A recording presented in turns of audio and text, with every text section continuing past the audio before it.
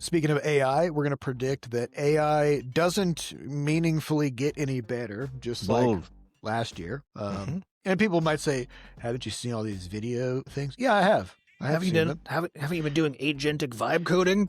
Yeah, because at the start of last year, there was all this conversation about it's the year of the agent. You're going to be able to unleash these digital idiots who will be able to solve all your problems. And it turns out they're digital idiots and they can't solve any of your problems. If you've got easy problems, they can solve them. I heard somebody describe these as just mistake generators.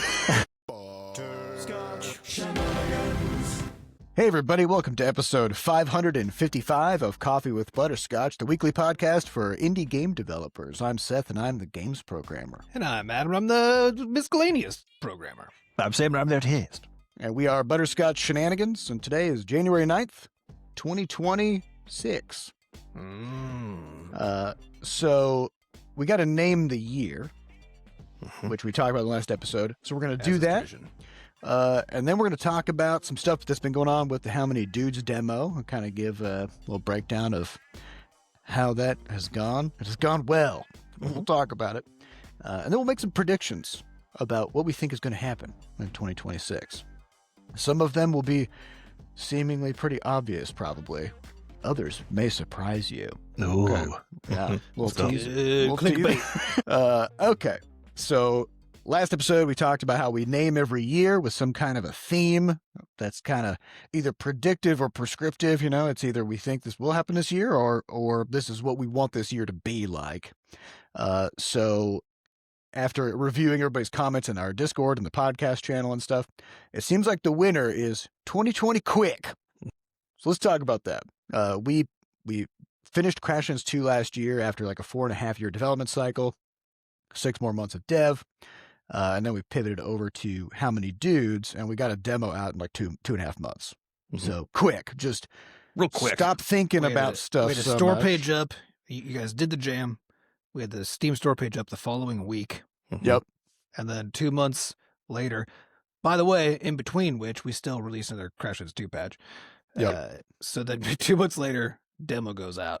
So Yeah. But speed. So it's all about speed. And I think, so I recently unsubscribed from the game dev subreddit because I realized that a lot of the posts in there are just a lot of hand-wringing, where people spend a lot of time talking and thinking about how they feel, how they felt, or how they're going to feel about whether things went well, poorly, or medium, right? A lot of conversations about motivation. How do you do this thing? Should I release my game now? Should I make a trailer? Should I? Was like more like an emotional support group for game devs. It's like a therapy session. Basically. Yeah, right. And which is, useful for all the people who need that support, right? Yeah. But it's not necessarily. It's not about making games, actually. Yeah, it's not conducive toward sitting down at the computer and making a game and publishing it. And so, for us, kind of 2020 Quick is all about action. Act, not necessarily act before thinking, but think quickly and then just do it. And so that's kind of been the theme, and we're going to just carry that through. And we have all kinds of stuff coming with the How Many Dudes demo, kind of in that vein. So I think that one of the interesting notes, though, is like, we talk a lot in our pivot to making smaller stuff about a quicker dev process and about basically getting to market quicker in a way that lets you verify that you have any kind of semblance of a good idea on your hands. Yeah. Right. And I think that to me is something we carry forward, not just ourselves, but other devs too, which is like, you don't have to work in a cave for 3 years or whatever else before you show something to people. And in fact, doing so is frankly, it's just the way you get isolated and lonely and have to go talk to other devs about how trying it is. Because the reality is, like, if you can get some version of the game up on like itch.io or whatever else, it's not going to affect your Steam stuff at the end of the day.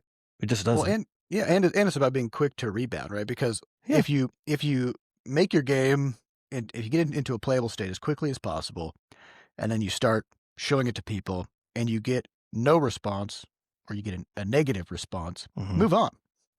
Yep. Either figure out if there's some low-hanging fruit where you can say, oh yeah, if I just tweak this, I think a great example is like there was that game Escape from Duckov that came out last year. Mechanically and everything else, the game is it's not really doing anything mind-blowing, but it's got ducks in it. It's cute, and that alone was enough to make it into something that people actually talked about and wanted because of the kind of surprising... Imagine it thematically if it was just another military shooter. It's a tactical military shooter kind of thing, but you play as these cute kind of almost like rubber duck kind of looking characters. Well, and of course, it references an extremely popular FPS, right? Yeah, that in a way that is very familiar. And so people who love that franchise are maybe like, oh, this is a funny joke, this with cute ducks, It's like it's right there. It's right there next to trademark infringement. It's just like it's just living in that. It's living on this space. Yeah, I think the interesting note there though is like is about like trying stuff rapidly, right? And getting enough tries out there that you actually can assess. And this is a really important note from some of the stuff we've seen, even with How Many Dudes, which is, back in November, we sent out, it's before the demo was even cut, we sent out keys and builds to streamers, right? Right before Thanksgiving break. Yeah. And got just one video the day before the demo went live. So 3 weeks later, basically, 2-3 weeks later, we got a video out of that first initial push. And some of our initial shorts didn't perform particularly well, right? But we did enough of them that we could tell you always have to triangulate, like, how much of this is me? Yeah, if you try something once and it doesn't work, that's not enough data points. But you need to try several things, and you need to do it quickly. Do it at the start, get that feedback or lack of feedback, and then make your next moves. Because if you sit around ruminating on what ifs, but never actually doing anything, then you just spiral. Like you just get into a depressive cave, right? But it's also not just like doing nothing or doing something, right? It's also just the stuff that you're doing. Just try to focus on speed. Try to get to that next. Like, what's the next milestone? Doesn't have to be perfect as fast as possible. Yeah, and are there things you can skip? Can we just say, actually, no, I'm gonna like we talked about with How Many Dudes. We could have waited until we had localization before we put the demo out, or put the demo out. Just get it out, right? Get that next thing, get that to happen. And of course, you have to think about the ramifications of any of these decisions that you're making, right?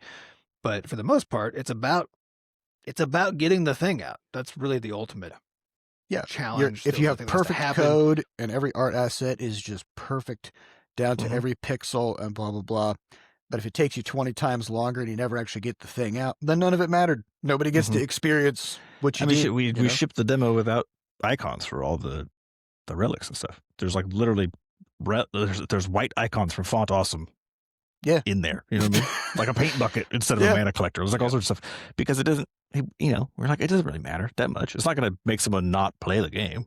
So but let's the just stuff that you care about as the creator of something, most people just don't give a shit about. And I always think back to, there was a talk given by George Lippert here in St. Louis. This was probably 12 years ago at this point. And he had this great phrase where he was talking about, he had this game that he was working on where he had these kind of pixel art ghosts that would kind of come at the player. And he spent so long working on like the shading on these ghosts, and he spent days trying to make them perfect. And then he kind of stepped back and he realized like nobody gives a shit. Nobody cares about this pixel or that pixel, because what's the experience like for the player? It's they enter a room and there's a whole bunch of ghosts coming at them. And the player is going to go, holy fuck, that's a lot of ghosts. And they're going to bail. And they're not going to be like squinting and looking at all the teeny tiny details. Yeah, it's almost like if you're doing art, it's like gestural work versus realistic painting. It's like you can capture a pose in 30 seconds. And a lot of times if you're doing storyboarding or whatever else, like the whole like Pixar animations and stuff like that, all of those giant movies are actually made first with really shitty drawings, right? Or I guess because that gets the idea across. But like, it gets the idea across. That's all you do. It's like you just need to go above getting the idea across and have enough of an aesthetic look that people can identify the thing and say it doesn't look like shit. And that's about it. Move on. But even just that, like, we've gotten so many comments about how great the animations are in How Many Dudes. We don't really have them. I mean, we take a static, almost like a T pose of the dudes, and we just bounce them around. We just kind of bounce them around as they move, And we got all these comments about how hilarious the quote run animation is of the dudes, and it's just a static frame that we just bounce around. Well, the animations are one frame for the punch. Yeah, right? they have a punch frame, and they I have would a call them face poses. down frame. They're not animations. Yeah, they're poses. they instantly transition between poses. But it kind of gets down to what matters because, for example, when the dudes get slapped by a gorilla, we just spin them really fast as they fly, and it in your mind kind of fills in that they're flailing or something. But again, it's still just it's that exact same static image as when they're running. And then we flip, especially for a game like into How Many Dudes, face because down pose. it's like the ghosts. It's like There's just a lot of dudes. there's just a lot of dudes. Yeah. If every single dude is is photorealistic and has every frame, that would actually be too much. Like it needs to be simpler. But there is one detail of the dudes that we definitely put time into, which is their butts. Because, 100%. Yep. Because again, going. it's about what do people care about, and it's when those dudes go face down, when they're caked up face down. Okay, people notice and they crack up and they comment about it, and that's all great. you need. Like what you're trying to create an experience that's interesting and fun for people. And so, yeah, just putting the focus where it matters, ignore the rest, move fast. That's what 2026 is all about. So let's talk about the How Many Dudes demo. Yeah. And, what's the update? And how it's gone. So we've, over this past week, we hit a new all-time peak of 3,306 concurrent players. Probably almost entirely driven by Critical Moist's YouTube videos. Moist Critical. Moist Critical, whatever. Yeah. Critical Moist. That sounds worse somehow. Every time he puts out a video, we just get a spike. And you can kind of see it where we'll on our SteamDB, concurrency graph, we'll be following a normal curve, and then suddenly the curve, as it's going down, it suddenly just goes straight up again. And there's a new curve of a new group of people. And we were really curious to see basically what happened because the store changed right after the winter sale was done on the 5th. And so the big question was like, okay, once the store shifts its format, because it's got this very locked in format during that time, what's going to happen for us? And the answer at first was like there was a drop in overall significant drop, but it wasn't like a plummet. Which is, part of the reason we launched it when we did is because we said there's going to be a lot of Steam traffic during the winter sale. So we want to launch into that. So we were expecting that, once the winter sale ends, which also ends on a Monday, right?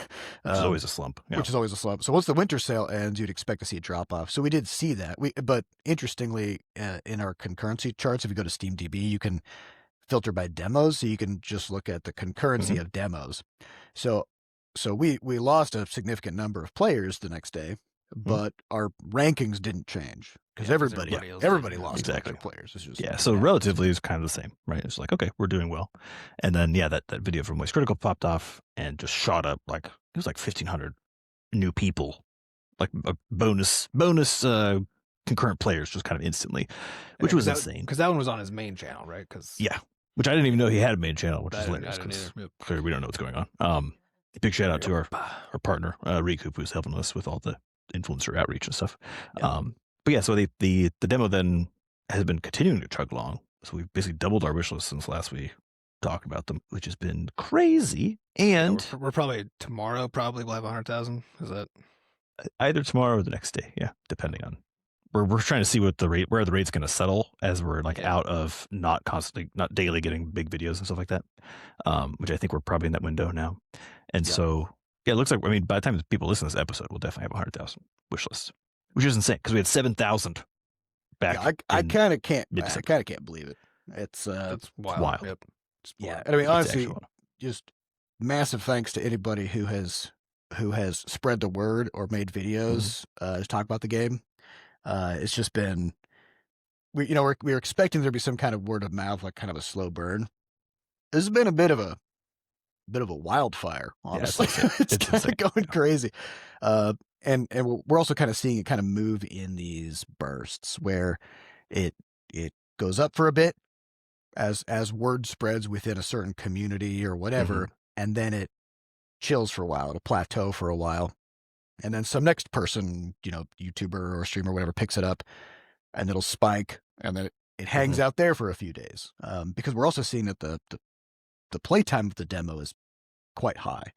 We've had quite a few people come into our Discord posting, they've got 30, 40, 50 hours in the demo, even though it's only been out for 3.5 weeks at this point, which is really crazy. And so when those communities come in, obviously, some subset of people will play the game for a couple of hours and then they move on because that's just how it always is, right?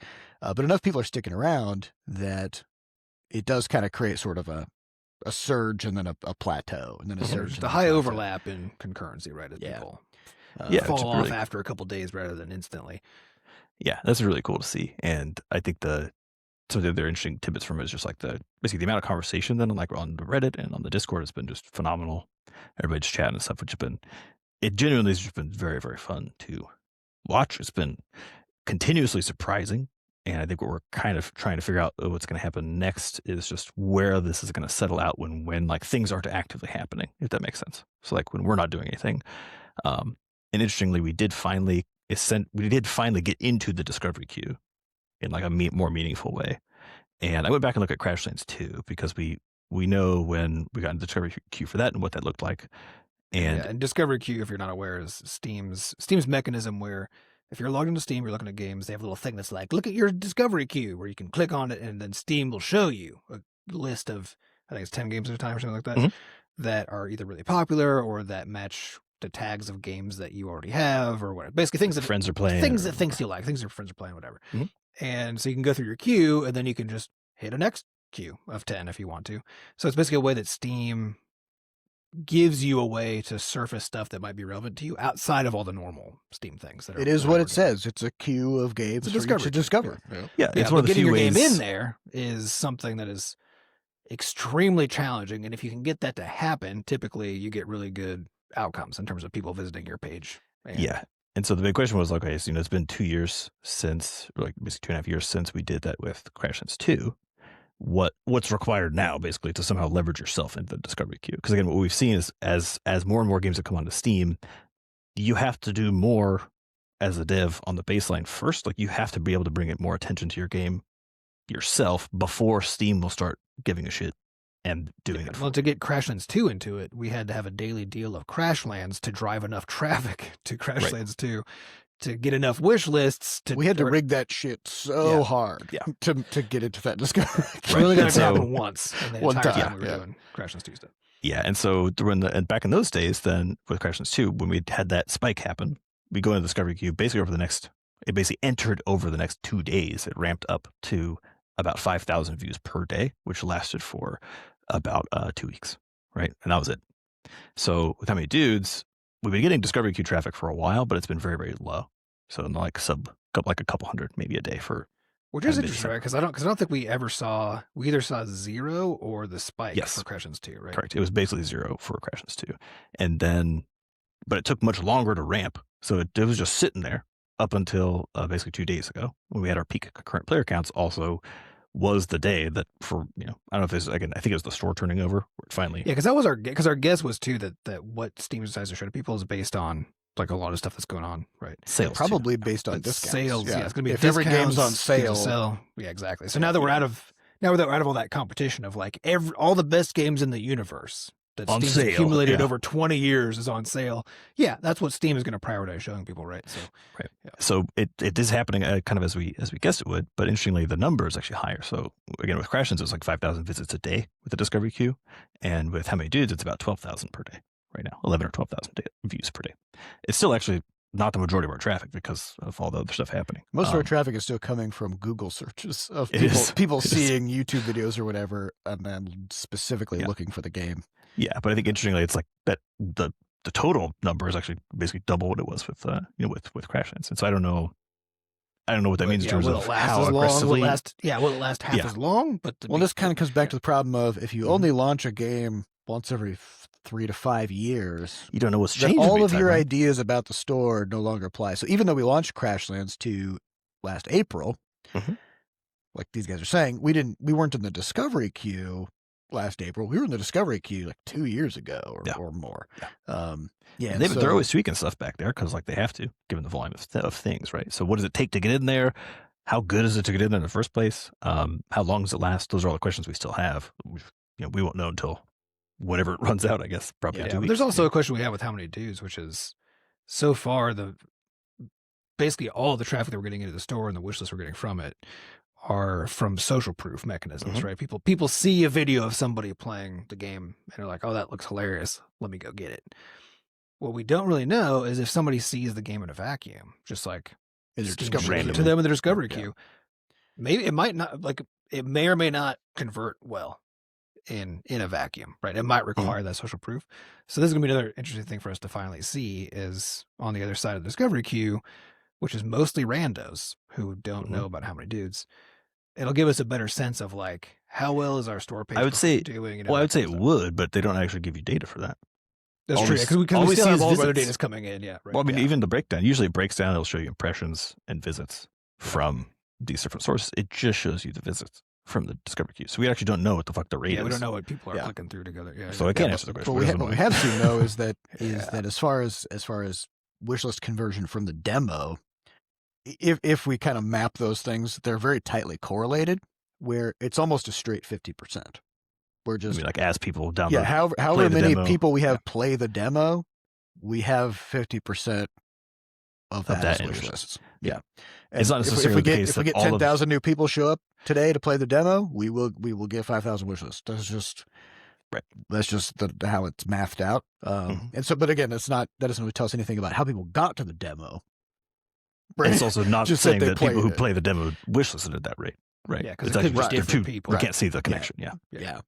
Well, and also but because those things are tightly the coupled. concurrency isn't about new people discovering the game either, right? Because that's a combination of people who already discovered the game and are still playing it. Yeah, and yeah. then That's why I was people- saying it's about demo downloads, not concurrency. So Mhm. yeah, so if we've had we've had about 180 something thousand people play the demo, and we've got almost Insane. exactly half of that as wish lists. Mhm. So yeah, it's been crazy. And people just keep coming back. Yeah, and our median demo playtime is now starting to approach 2 hours. Which I think Wild. Yeah, and again, this comes back to the strategy we had talked about before we launched the demo, which is this idea of the uncapped playtime, and try to give enough content that people can experiment and play around with it for a long time, right? Mhm. So, because with Crash Ends 2, because it's a story game and all this other stuff, we can't give away 30 hours in Crash Ends 2 because you're nearing the end of the story at that point. But there's no story in How Many Dudes, so just go nuts, right? Mhm. So the shape of the game really informs what's possible with this kind of a thing. And that's partially why we decided to make a game like this, is so that we can make a game that has that kind of uncapped play potential. Takes advantage of the shape of the market at this point, as Yeah. opposed to trying to fight it at all times. Yeah. So yes, and as far as views and stuff from creator content, like we were saying, most of our traffic is coming from all these YouTubers and third-party individuals who are talking about the game, playing the game, whatever. We estimate that we've gotten something like 3.5 million views of all those different videos, which is interesting because, like we had talked a while ago about how we'll make YouTube shorts and that'll get 1 million views or something, but the social proof of someone with skin in the game telling you, hey, I made this thing, you should go get it. That's just an ad at that point. Yeah. And so, and also people watch it on purpose. People don't watch a short on purpose. That just appears. They see the short and and the context in which people see shorts is, they're lounging in bed on their phone or something, trying to avoid sleeping for some reason. And Yeah, so, there's no shorts that have beaten our shorts, actually, in terms of content. right. But the videos that go up, Videos are the insane, full videos that these content creators make, they're just pushing people in droves in a way that we never could, right? So so it's gone very well, and I think we had mentioned before that both How Many Dudes and Crash Ends 2 took exactly 146 days from the store page going up to hit 50,000 wish lists. But because How Many Dudes, that was almost entirely in a 2.5 week window from the demo launching. Then we're just seeing that How Many Dudes is just outpacing Crash Ends 2 by just a huge amount. So very excited. And again, thanks to everybody who picked it up, who gave it a shot, who's who's talking about it. This is not something that I've been thinking a lot about this problem, this idea of marketing, because we talked about how when we put Questions 2 out and we did as much marketing as we could, and we bought ads and we made all kinds of videos and we spent tons of time on the trailers and we reached out. We did all this, we did all the same stuff. Actually, we actually did more to market Questions 2. We did more stuff more expensively. Yeah. And at the end of the day, if we go tell everybody about the game, but then it stops there and they don't pick it up, they don't play it, they don't make videos about it, they don't talk about it, then it's as if we never marketed it, right? And so we would get comments from people about Questions 2, like, how come you guys never marketed this? Like, oh, we did. We ground out, we were on the grind for that marketing for a whole year before launching the thing. But at the end of the day, something about How Many Dudes is resonating so much more with people that we just need to kind of get the flywheel going, and then it just goes. And provide the materials, right? Provide the demo, provide the assets, provide the stuff that people need. Yeah. I think the thing I'm curious about is, like, given our current timeline. So our goal next, what's next with the demo is basically we're going to be releasing an updated demo, hopefully in a couple weeks, that has some balancing changes to a bunch of the dudes who were a little more underutilized after we saw kind of how players reacted to them. A bunch of new enemies and bosses to fight, some of the ones that we're actually kind of intending for, the 1.0 launch. And then also languages. So the demo is the only demo currently that is able to outcompete us is the Half Sword game currently. Yeah, we've hit the number 2 top played concurrent demo. Just kind of throughout for the past couple of weeks, we've just been kind of chilling at that number 2 spot. But yeah, the Half Sword demo has generally been at least double our concurrent players. And they do have 8 languages. So we got our languages locked. We're coming for you. Yeah, that's our next move. We've submitted to Loc yesterday. So we'll and we are getting wish lists from a bunch of these different countries that we don't have the language support for, but it's very different from what our Questions 2 wish lists looked like, because Questions 2 was a very Chinese oriented audience. And we tried to make it a point to have to make that known that that has Chinese language support, and that's because 3/4 of our Crashlands players were coming from China. And so with How Many Dudes, China is a small subset of our wish lists right now, but that's only only because but it's we don't have an existing China audience, but also we don't even have the language support at this point. Yeah, so I think the biggest reason is still that we don't have the Crashlands 1 push. Like, we don't have an established IP, and so the goal then is we're trying to think several steps ahead in terms of what's our next move to try to get more exposure for the game and get it more into the mainstream. And it's creating, it's having enough time to create the opportunities that can happen, because like all these numbers we're talking about, like so much of it is propped up by these big YouTubers, big English audience YouTubers. If we didn't get one or two, if we didn't get like Moist Critical, for example, to play it, you wouldn't see any of this. We might have not like, seen some numbers. of the other ones. Yeah, exactly. So like there's a lot of this knock-on effect, and so what we want to see is if we get the languages out, what kind of support we can get on that broader, like, international scale, and then what that will end up doing. But what you need is luck and time kind of put together. So the more time people have to play the demo, then the more opportunities there are between now and launch, for example, for people to discover the game, make videos about it, and talk about it. And so that's why we're prioritizing translating the demo, even though by the time we launch the game, most of that text will have changed at least somewhat, and we'll have to retranslate it. Because coming up next is Steam Next Fest. Well, actually, first is the Convergence showcase thing. But so I don't know if language support matters too much for that. It doesn't, but the plan is to have the demo out before that's all happening. Yeah, so because the idea is anything that drives that redrives any degree of attention, we want to make sure, because if you think it all makes sense, right? If you have a huge YouTuber like Critical Moist or Moist Critical, right, who has, a million people subscribed, in our case for the videos you put up, has hundreds of thousands who watch it, right? A large fraction of those people are English as a second language speakers from other parts of the world besides the United States or Canada or whatever, right? But if the game isn't in their language, they can't necessarily carry They might that play it. to their other favorite Right. streamers, or Right. they can't, or right, because they're basically just watching somebody else, but they can't break containment in those audiences. So any spike in traffic, if the opportunity is available, right, allows it to Could break be. containment because because people aren't fully like isolated and siloed, right? There's communication channels between all these things that we want to be able to capture. So So basically, we're getting the next demo. I think we're internally calling it like a beta demo out. Well, it's still an alpha demo because if we basically say alpha is systems complete and beta is content complete, and then between beta and launch is just kind of bug fixing and balance and polish. Got it. And so I would still consider this demo pre-alpha because there's still a bunch of game systems that we don't have that we are still working on and want to get into for the full game. And it's definitely not beta because it's not even close to content complete. Right? Sure. So I guess that's a useful V2 of the demo then is coming out basically in a couple weeks. Yeah.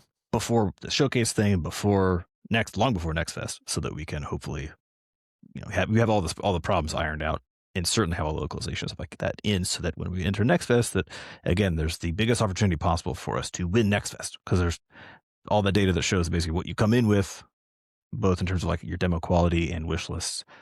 It's not that Steam cares necessarily specifically about like how many wish lists you already have. They've been actually very explicit that they do not care. The first 2 days of Next Fest is literally random, pure chaos. But if your demo always true, but that is true the last like year of Next Fest. Yeah. But if your demo works really fucking well and you know that, then you know that when you're getting that pure chaos, when they randomly happen to give you someone that you know that you can hook them and get someone else to play because of that. And language support just adds more possible players to the pool.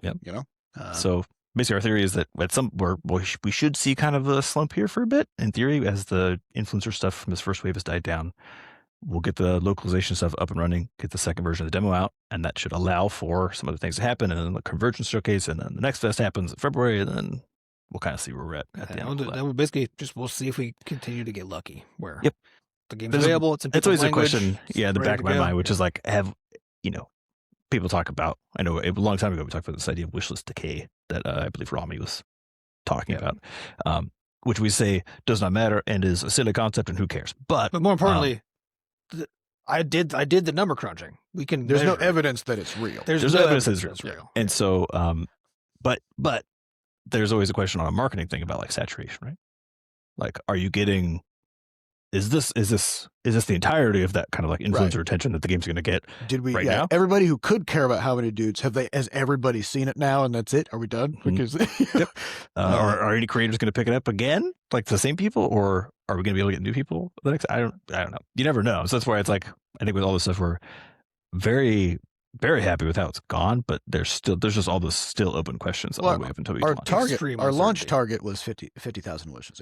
We kind of run the numbers and say, hypothetically, if this game takes, 1/8 to 1/10 of the dev time of Crashlands 2, then it should have.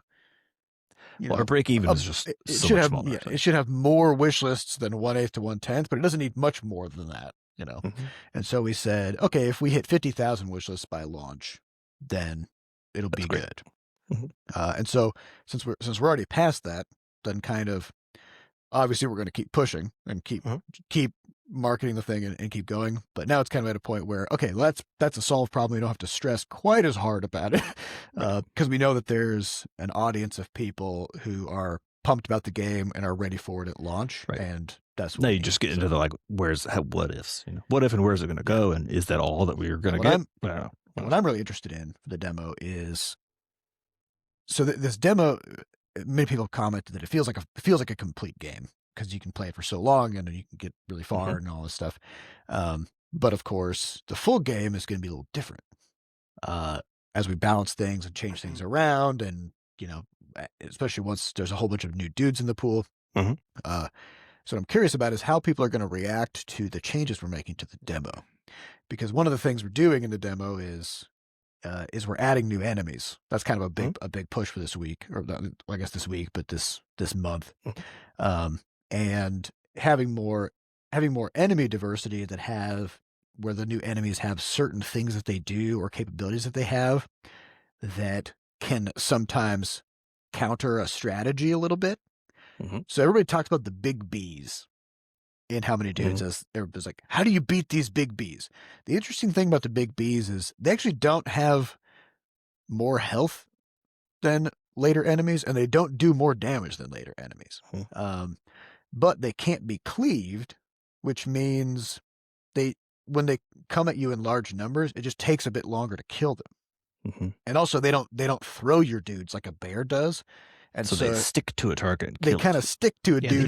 They just murder one dude at a time. And so it's not just about the numbers of, how hard does it hit or how much health does it have. It's also about certain aspects of its behaviors. And so as we add more enemies that have these kinds of strange extra things going on, it's going to change the balance curve so that, right now everybody's talking about round 123 as, oh man, how do you beat round 123? I don't know if even round 115 will be possible. Oh yeah, it's going to be different. I don't know. The whole game is going to feel very different. I was honestly, given when I first started playing the game, how long it took me to get to 100. I was extremely surprised when we launched the demo, and like everyone's clearing 100 in their first fucking run. Just the thing is, no, they're not. It's just that the people who that's do what, are the what ones who post about it. Yeah, but that's what it felt like. That's what was happening. Because we even just had this game easy. We just had a post in the How Many Dudes subreddit just yesterday where somebody is basically somebody saying, "What am I doing wrong?" And they posted a screenshot of their best scores run, and they all end before the 70s. They just can't get even to the round 80 boss fight, let alone beat it and then get further. Because, some people have a more intuitive understanding of these kinds of synergies and how things work together and all that. And other people are just kind of vibing, Yeah. But what's interesting is this idea of anchor points where people will have certain things in their mind as to, because the demo's now been out for a while, people have been playing it for, some cases 30 to 50 hours. They will have in their minds an idea of this is how the game is supposed to be. So round 123 is supposed to be the wall. And round 110, these are the dudes that you use to get there. Right. And if you get to round 80, then you're guaranteed to get to round 100. And if you beat round 100, then you're pretty much going to make, as we add crazy actual boss fights and stuff in the intervening spaces, add new enemies, make balance changes to the dudes, fix bugs that allow certain strategies to be crazy good. Everything's going to change. And so, how do we deal with that? So one of the ways is we actually have to separate out the scoreboards because you have your best runs thing. And we're going to be separating them out by version number. So you almost get sort of a new scoreboard, for the new version patch. Because we need to reset expectations. Because anytime a player sees number go down, they get mad. And I remember this because in World of Warcraft, they do this thing called a stat squish where they release a new expansion and they add a bunch of new gear and everybody's health goes up and their damage goes up and it goes up and up and up and up. And then the next expansion, they add even more levels and gear on top and your numbers get bigger and bigger. So to a point where, in the start of one expansion, you might have 10,000 health. And then at the end of that expansion, you have 200,000 health. And then at the end of the next expansion, you have 2 million health. And then at the end of the next expansion, you have 40 million health. And the numbers start to get so big that the computer actually can't handle it anymore. And they have to start truncating it, or whatever. And so every now and then they do a stat squish where they just go, okay, the balance of the game is exactly the same. We're just going to crunch all the numbers down. So, 4 million meaningfully has changed. Yeah, right? 4 million becomes 4,000, right? And there's always a very vocal subset of the players who are pissed off because they got weaker. Because, because now, I lost all my health and I lost all my damage and I'm barely doing any damage to stuff. Even though the balance of the game is fine, it's just you've established an anchor point. And so I know that that's something that as we iterate on the demo, we're gonna get pushback of people who think that certain numbers are supposed to mean certain things. But there's a really interesting note here though, which is that it used to feel like you could do something like this in early access, right? Yeah. You could put a game in early access and the expectations were clear that we're going to be doing stuff to this all the time. So buckle in, right? Yeah. Nowadays, it's not really the case. People will leave reviews that are very scathing after basically any update in early access without really much wiggle room for devs to cook on it, right? Well, it's also because people have paid for it. They've bought a game experience. Yeah, but I mean, that's always been the case, though. But right? even with the demo, you're going to have people who specifically prefer some aspect of how the game was. Oh, for sure. And that's going to change, and they will come out and say, we've ruined the game. Yeah, But I think that's going importantly, to be it's like something. the feedback, though. We do want the feedback because the reality is it's entirely possible for us to ruin the game. It's entirely possible. Certainly. Based on doing stuff. And so we do want trying our best. Yeah, we do want to know how it's working, right? I think what's interesting is like the demo actually allows us to have an audience who we can get the feedback from, who we can basically use some analytics on it and see what the reality is versus like how people are talking about it, see what changes they're excited about, and do all that in a way where there's no reviews being left. Yeah, we can do it. We can get genuine feedback without getting review bombed, which lets us take bigger swings and try more interesting things. And we just have to we have to ask our players to just give us feedback constructively, but just buckle in and be along for the ride because we want this game to be really good. But for that to happen, we have to be willing to try stuff. Yeah, it's not going to be just what it is. We're adding a bunch of new things. If we lock in the game exactly as it is, so even just for example, internally in dev, we have all these new dudes that we're working on and stuff. Those are going to change the balance of the game. Oh yeah. And so if we balance around the demo experience only, kind of without taking these new dudes into account, then it's going to be very difficult to develop this game and get it out the door if we have to lock in a certain aspect of balance and then somehow make every other dude.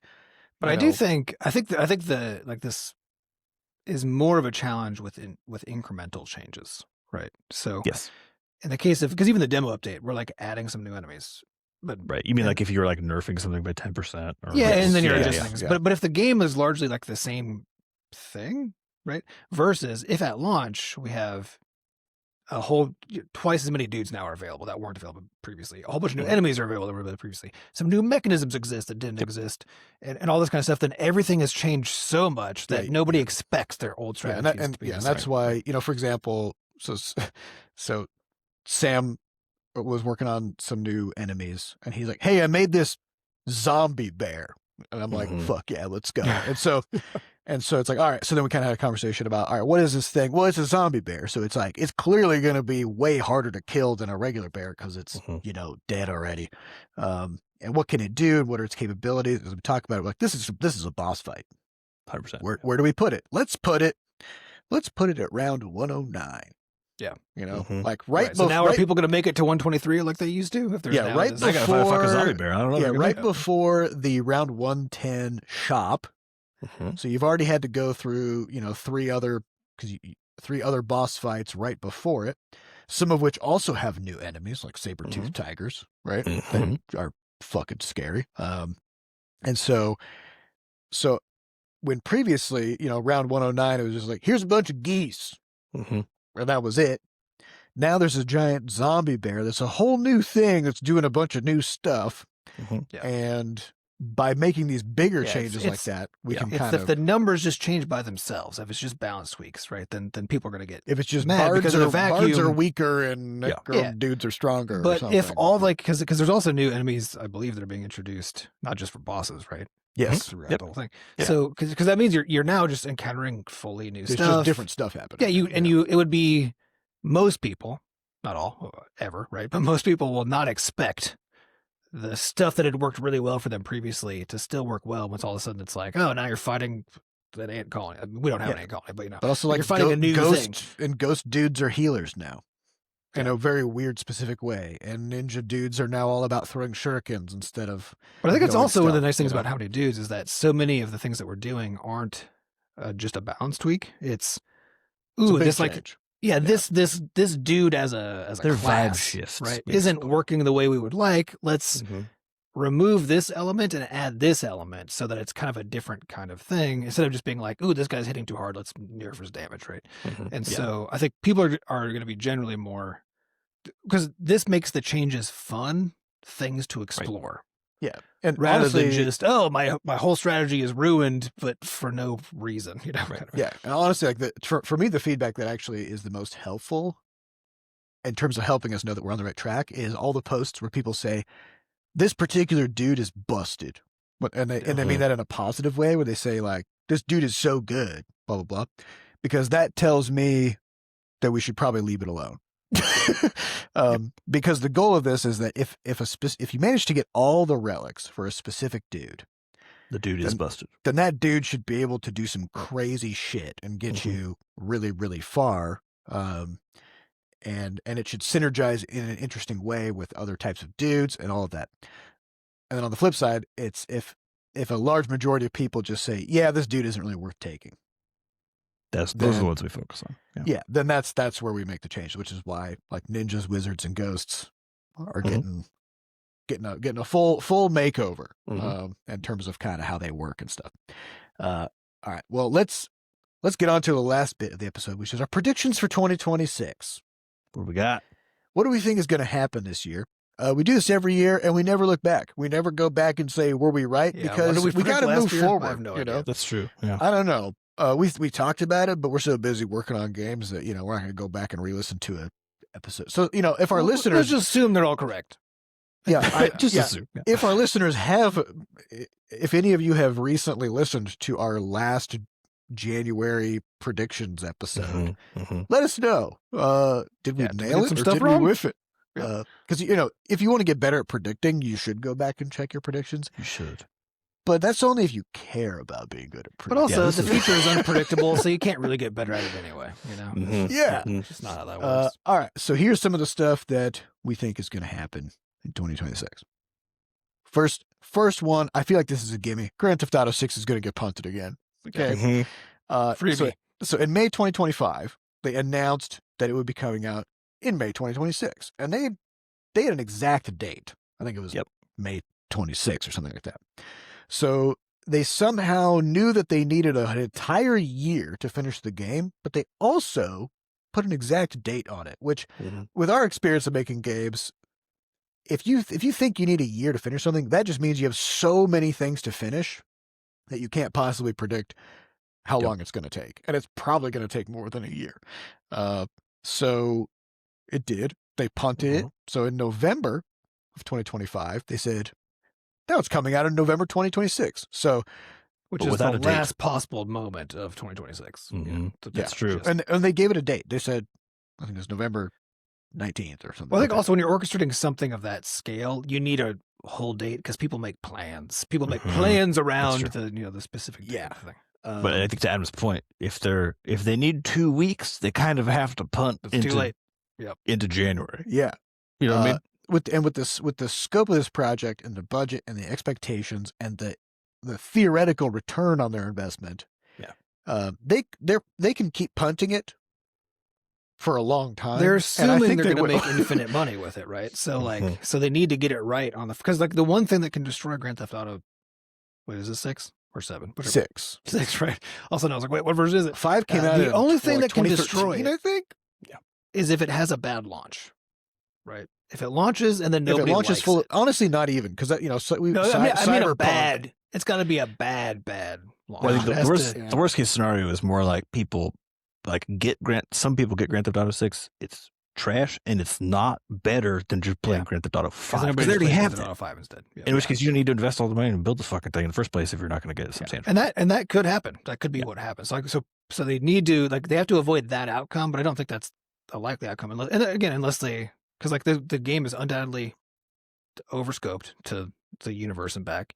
My suspicion is it's going to really struggle on all modern hardware, which people can't afford anymore. Well, that gets us to another prediction if we want to. So I think it's going to be. I think they're going to punt it, and I don't know if that's going to be a good outcome even when they do. Yeah. Next. So we also think that the Steam Machine is going to get delayed. Yep. So Steam Machine was supposed to come out in first quarter of this year. It didn't have an exact date. But we are in the first quarter of this year. We're in the first quarter of this year. So basically it would have to come out by, end of March, right? But as always, AI is improving life for everyone via allowing us to pay quadruple or quintuple for all computer parts, GPUs, RAM, whatever you need. It's now prohibitively expensive. And those parts are used to build things like Steam machines and Xboxes and whatever else. So you basically have supply chain crunch on just hardware components for and that was the biggest question when Steam announced the Steam machine. Everybody correctly wanted to know how much is it going to cost, which we didn't know. That wasn't announced, right? And so I think the two-parter is I think it's probably going to get punted, but punting it won't solve the pricing problem. Yeah, we'll need the AI bubble to pop before the pricing problem gets solved. And my personal gut feeling is that the AI bubble will somehow not pop this year. Yep. Because the people who are pouring money into it still have so much cash and so many avenues to raise funding even beyond their cash piles that I think they're just going to keep this gravy train going for a while. Yeah. Which also means, because part of the reason that all these components are getting so expensive is because in many cases these companies are buying and then just hoarding components that they can't even use because they don't have the power necessary to use them, but they want to make sure that either A, they have them for when the power comes on, when they're able to plug them in, and B, that their competitors can't get them. Yeah. And unfortunately, there's literally like a hoarding of these things. Yeah, so they'll just buy 1 million RAM sticks and throw them in a warehouse. RAM has basically become the toilet paper of the pandemic era at this point. For the AI, it's like everyone's just buying it and putting it in their basement. It's like, oh my God. And GPUs already were a problem, but they're becoming, because I think I just saw that NVIDIA is going to re-release the 3060 or whatever, which I think is the card that I have, which I bought 4 or 5 years ago. They're going to re-release that one because it uses chips that won't be going into AI. Or there's something like that. So basically if you need a video card in 2026, the only thing you'll be able to afford is going to be like a 4 or 5 year old video card. And but that means that the secondary market for that is, because like we saw with the NFT boom and all of that, right? Was that if you wanted to go buy a graphics card at that time, it was hard. Just a nightmare. It was you couldn't find them, and they were 10 times more expensive than they should have been. There is one thing that could kind of throw a wrench in everything, which is if anything happens to Taiwan. That's true. Because what is something like 90% of the chips that are just used everywhere. Is it TMSC? I think is the big Taiwan Semiconductor Manufacturing Company, something. TSMC. So NVIDIA doesn't really make the chips; they design them. And then they're manufactured in Taiwan, right? But a lot of countries now are trying to onshore chip manufacturing. They're trying, but that process takes it is so hard to do. And so there could be some kind of geopolitical thing that sort of forces the AI bubble to pop. But if that happens, it won't necessarily improve prices for us, because it'll just mean that even though all these companies have the money to buy the chips, they can't get the chips. Which also means we can't get them, right? So, nobody can. Nobody can, yeah. So a lot of hardware problems, I guess. Yeah. Speaking of AI, we're going to predict that AI doesn't meaningfully get any better, just like last year. And people might say, haven't you seen all these video things? Yeah, I have. Haven't you been doing agentic vibe coding? Yeah, because at the start of last year, there was all this conversation about it's the year of the agent. You're going to be able to unleash these digital idiots who will be able to solve all your problems. And it turns out they're digital idiots and they can't solve any of your problems. If you've got easy problems, they can solve them. I heard somebody describe these as just mistake generators. None of those fundamental issues. I think as long as it's LLMs. It will not, and super broadly, right? To Adam's point, super broad, appeal or use of them is going to kind of be the same, I think, with all the stuff, despite everyone shoving it in every product imaginable. Yeah, it's going to be getting used constantly. It's going to basically, AI will still be making our lives more bad than more good. But I think what we're going to see is an acceleration of AI making our lives worse this year, and no acceleration of it making our lives better. Yeah, and in many cases, it'll be just a consequence of managers and CEOs and stuff trying to use AI on things, and then having lots of layoffs and stuff, because they don't do the actual work in a company, and they don't realize just how incompetent these LLMs are. It's the combination of that and then the pollution of our information ecosystem with just complete So, nonsense. so dead internet will Manufactured keep going. And now on the game dev side, we're kind of predicting that all this AI shit is actually going to be beneficial for us, and people like us, which is indies making stuff that they care about with their hands and brains. And here's why. You got if you kind of think about the games industry as kind of three buckets. Okay, so you've got we're in the middle, which is small to mid-sized teams making stuff that they care about and that they just want to sell to people who want it, right? And they're just trying to make good products. And so, like in our case, we're not trying to. We don't want to use AI to generate anything because we want to make it. We like making the stuff, right? We care about it, and we care about creating cultivated experiences and actually saying something. We're not purely in it for the money. We need the money so we can keep going, but that's not why we're here, right? But then on the other two extremes, you've got the super small teams of people who all they care about is just pumping out as many things as possible, regardless of quality, and just flooding them onto the App Store, onto Steam, onto Nintendo. In the past, this was whatever, your asset flips and your clones, right? There's there's a whole market there. So you don't need to flip assets anymore because you can just generate them, right? And so the amount of again, slop, right? So the amount of slop will go up on that end. It's going to go up a lot. I think this is the first year where the stuff has been out long enough. It's integrated into enough tools. People have had access to enough of it, and it has become more capable in lots of different ways. I think it's become capable enough that in the video, and also because games take a long time to make, even if it's slop, right? So I think we've hit that time now where 2026 is the year of AI video game slop, of the slop flip. So you're gonna have that, but then you're also gonna have a lot of slop coming from the top end, from the AAA studios, where the people inside the studios making games want to work the way that we do. They want to be the problem is they keep right? getting fired because the people at the top say, well, why do I need artists? Well, why do I need 50 artists if I can fired or forced to use these tools? So instead of having 50 artists, I can have 10 artists and then force them to use these slop generators, and we can get a game out just as fast. And our players will hate it and it won't look as good and blah, blah, blah. But we saved a lot of money. And at the end of the day, we had a better ROI, right? So again, it's kind of for the people who are only thinking about money and not thinking about the players and not thinking about the actual end user experience. It's going to be a year of slop for sure. And because of that, I think it's going to be a good year for indies because we're not making slop. We're trying to make stuff that is good that people want, right? And we are doing it in a way that is easier on the hardware.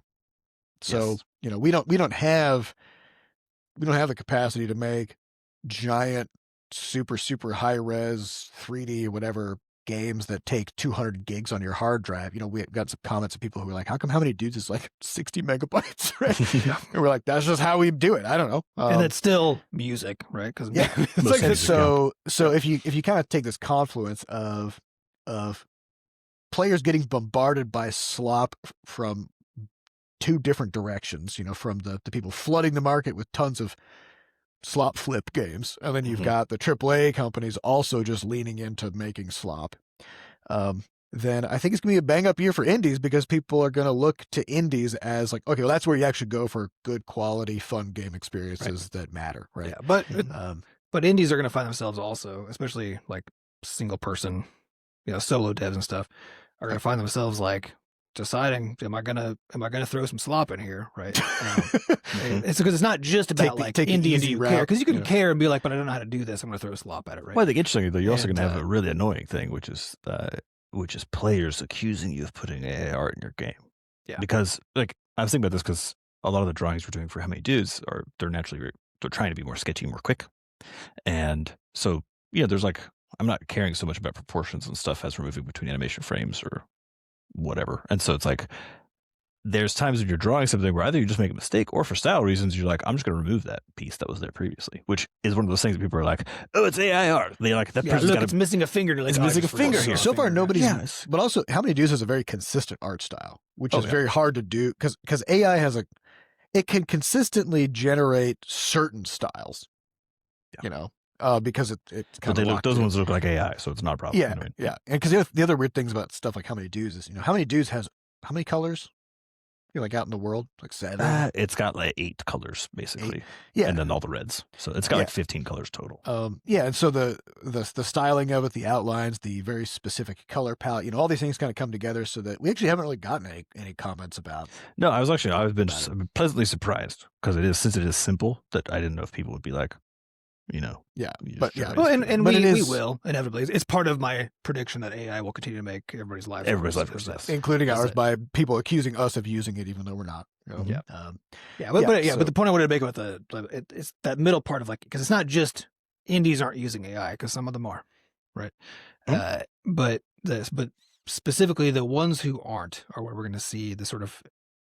Or my prediction is that's where we're going to see the sort of indie resurgence, because everybody is so frustrated and tired of the AI stuff. They're just getting slopped up. That they want. They're going to be desperately searching for experiences that feel completely authentic, made by a person, even if it's messier. Because head to head, some random AI slop versus some random person making stuff, whether or not one is better quality, quote unquote, than the other, it could go either way, actually, right? From a user experience standpoint. But what people are looking for, and will be looking for much more intensely for the foreseeable future, it's going to be more important to them that a person made it than that the quality is hitting a certain bar, right? And I think games, it's an experiential conversation between the designer and the player. Yeah. If nobody fucking designed it, then it's like talking to a wall. It doesn't mean anything. Nobody's trying to say anything. If this year AI writes the best novel that's ever been written, it won't. But if it did, I wouldn't read it. Yeah, I don't care. I don't care if a robot wrote the best novel ever written. I want to read stuff made by people. Right? Yeah, and I think that attitude we're going to be seeing more and more and more of. And so, if you're fully in control of your process and is human made, I think that's where the sweet spot is going to be. Is my prediction for the resurgence of kind of an indie moment. And the reason it's going to be indie is because the big studios, as Seth is saying, it's money, money, money. Doing it. And anybody who's focused on money who's that focused on money is dumb enough to think that AI can do it. And they're going to cram AI into stuff and fire a bunch of people and make a bunch of garbage. But also, because kind of as our last sort of piece of our prediction puzzle is the consequence of all this stuff on the stores. Because again, if AAA is saying we're going to make games faster by firing everybody and cramming AI into stuff, and then you got smaller developers who are going, we're just going to make a bunch of slop too, and they just crank out a bunch of games using AI as much as they can, then the number of games being released on the stores will just continue to accelerate. Yeah. And so there's a lot of stress on there. So all right, so how are these different stores going to respond to this? So here's our prediction.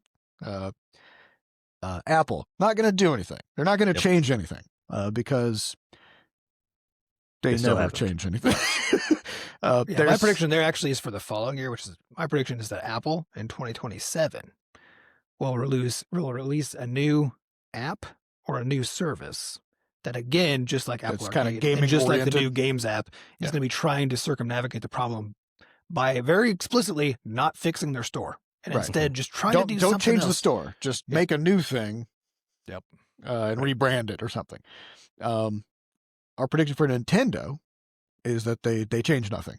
Because, again, there's been these complaints about the Nintendo eShop for years. About There's clones being popping up there constantly for any game. Somehow, when we try to publish stuff on Nintendo, it's just so hard to get through the cert process. And then Nintendo is the new Amazon App Store. Right. And then somehow all these straight up clones and ripoffs and stuff, or slop flip or whatever games, they're just flooding the Nintendo eShop, apparently unopposed. And I don't understand what's going on over there. But I don't as long as they're making money from their first party titles, I don't think they really give a shit about what's happening. And they just put their first party titles at the top of the store. So they don't really care that the rest of the store is underneath, under the fold. Yeah, prediction is that will continue to be true, and I think that is. So we do think that Microsoft and Google are going to make a bunch of changes this year, but not in a way that anybody wants or cares about, because all they care about is AI. They just want to put AI all over everything, up, in, around, and in every nook and cranny for no fucking reason. And so, Microsoft just renamed Office to the Microsoft 365 Copilot app? Yeah, I'm still desperately hoping that was just like something that somebody made up that broke containment. But as far as I can tell, that's a real thing. That's what's happening.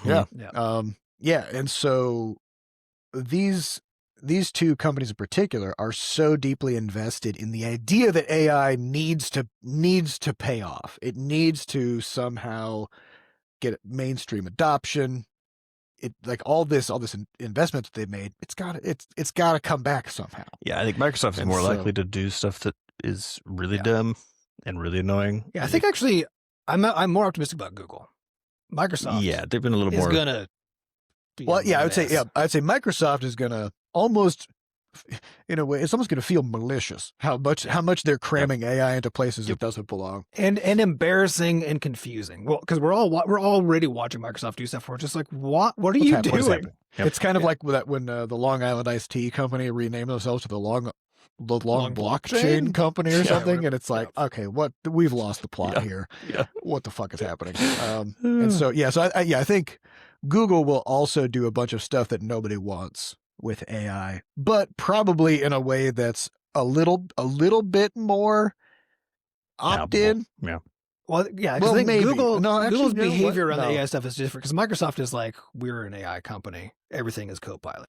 Google is basically like, we have Gemini, which is a magic bullet that makes all of our services better, but we're still about all of our services that just now have AI. Yeah, right? They're doing it, I think, from the correct direction if you were going to do it. Well, if you're going to do it. Yeah, but importantly, it still doesn't work or do anything that anybody. They shouldn't be doing it. Yeah, absolutely. But they're doing it in the way that where it's not. They're not rebranding. Like they keep rebranding their AI stuff. But they're not like Gmail is now AI mail. Gmail is now Gemini mail. They're getting continuously more annoying about it. Absolutely. But we'll see. I think we'll see. The signals that we're seeing from Google Play, which I think probably some of the ones that we've recently talked about, I don't think are public yet. But some of the things that we're seeing Google Play do, again, they have like a messy also there's AI component, right?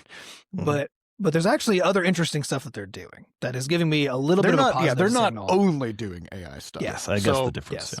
So I think my prediction about Google Play is that they are going to make some improvements that don't fix the problem with their ability to sell premium titles, games, but that will basically build the necessary foundation that if they continue to do it, if they continue to make progress over the next couple years, that it could actually become a viable platform for selling premium titles. So you're guessing that they'll kind of start moving down the track of improving the problem is that Google store. Fucking abandons everything. So that's the part I'm not confident. But I think they're going to start. I think they're going to start making good moves towards improving our lives as game developers and players' lives.